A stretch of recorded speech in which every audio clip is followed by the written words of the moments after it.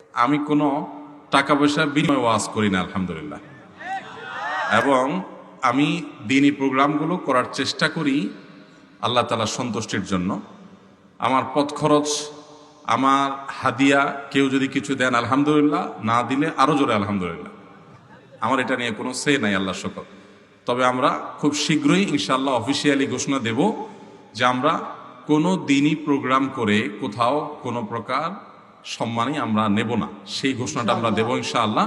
Mayor মহোদয় একটা কথা বলেছেন যে আমাকে আনতে অনেক কষ্ট হয়, অনেক টাকা পয়সারও ব্যাপার আছে।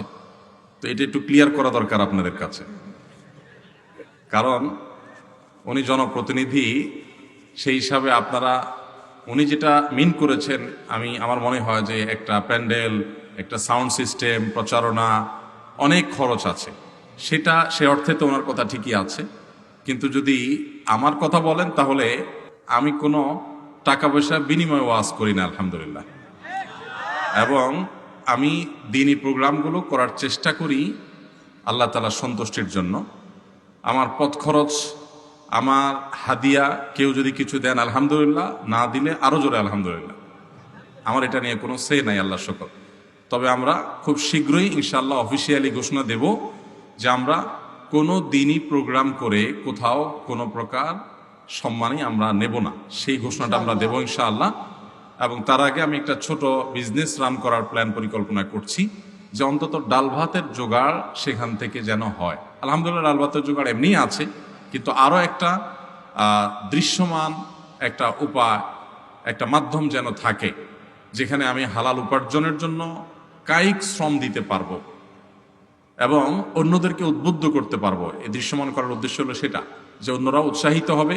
ওলামা একরাম সমাজের সকল উন্নয়নমূলক কর্মকাণ্ডে নানাভাবে তারা জড়িত হবেন, সমাজকে এগিয়ে নেওয়ার পিছনে ওলামারা ভূমিকা রাখবেন।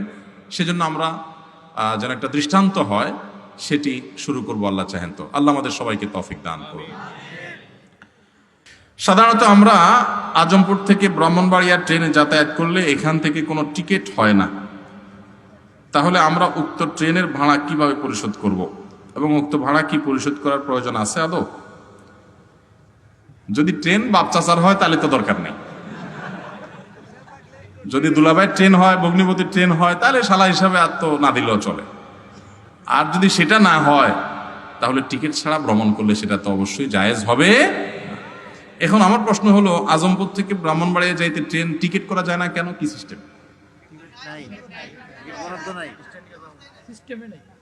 সিস্টেমে নাই মানে তাহলে সিস্টেমে কি আছে তাহলে?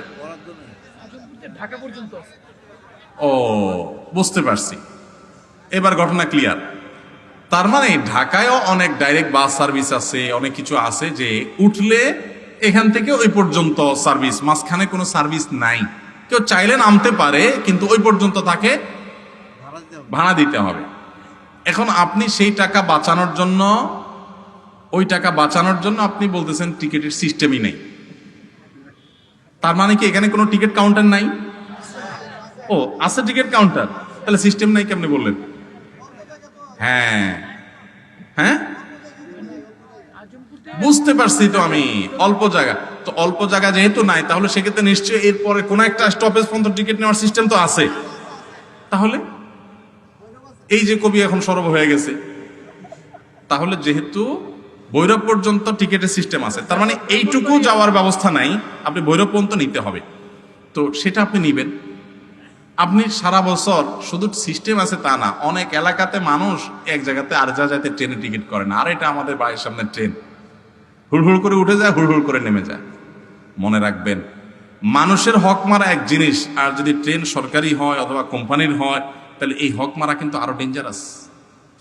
এবং কদিন আগে আমরা পত্রিকা দেখেছি, একজন মুরব্বী চাচা, উনি বহু বছর রেলে চাকরি করেছেন। তার এক সময় অনেক টাকা পয়সা এদিক সেদিক হয়েছে, আল্লাহর ভয় ছিল না। পরে যখন আল্লাহর ভয় জাগ্রত হয়েছে, তিনি সেই টাকা এনে সরকারি ঘরে জমা করে দিয়েছেন। এটার উপর নিউজ হয়েছে, আল্লাহ তাআলা তাকে সেই বুঝ দিয়েছেন। খবরদার, বিনা পয়সায় আপনি জার্নি করতে পারবেন না। আপনাকে ট্রেন আলাদা বাধ্য করেন না। তার যদি এখান থেকে এই পর্যন্ত সার্ভিস না থাকে, আপনি যাবেন না, বাসে যাবেন, অন্য কোনো ভাবে যাবেন, কিন্তু আপনি চড়বেন, খরচ দিবেন না, এটা তো জায়েজ হতে পারে না। আপনাকে অবশ্যই খরচ দিতে হবে। এর প্রক্রিয়া আপনাকে বের করে আনতে হবে। প্রয়োজনে আপনারা এলাকাবাসী দাবি করে যে এই স্টপেজ থেকে ওই স্টপেজ পর্যন্ত টিকিট এবং এই পর্যন্ত যাত্রার অ্যালাউ করা হোক, সেই সিস্টেম আপনারা করে নেবেন।